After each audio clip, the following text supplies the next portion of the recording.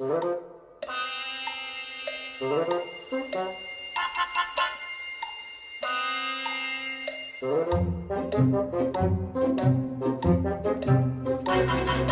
It's not just a showman's trick, it is actually a genuine exhibition with real live performing fleas.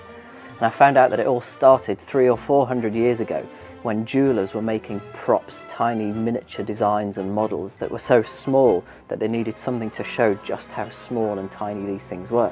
So they'd make chains and they'd make model carriages and they'd attach them to live fleas just to show how small the props were. And then in the 1830s, an Italian man called Luis Bertolotto decided that he'd switch the attention from the props onto the fleas themselves. And the flea circus was really born then.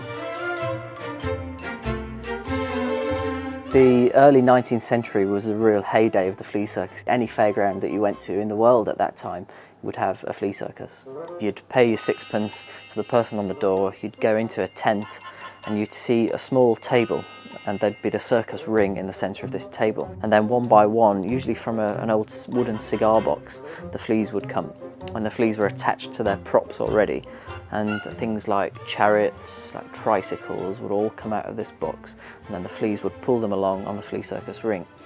When I met the original proprietors of the flea circus, one of the guys who's based in York had a collection of the original props that were involved in the flea circus, and he allowed me to take photos of these, and eventually I built up my own collection. I made the props out of brass, out of parts from watches, and soldered them all together, very intricate work.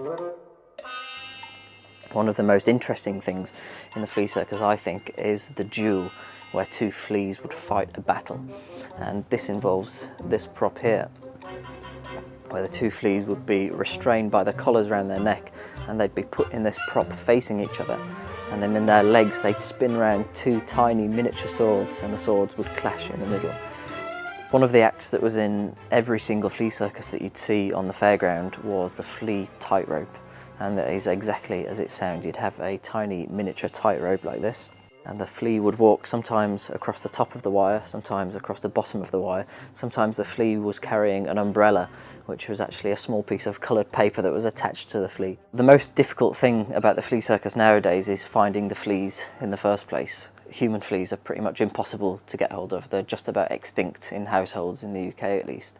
And this is one of the reasons really why the flea circus died out, because as hygiene improved in houses throughout the 1930s, 40s and 1950s, well, the human flea pretty much went extinct in houses in the UK.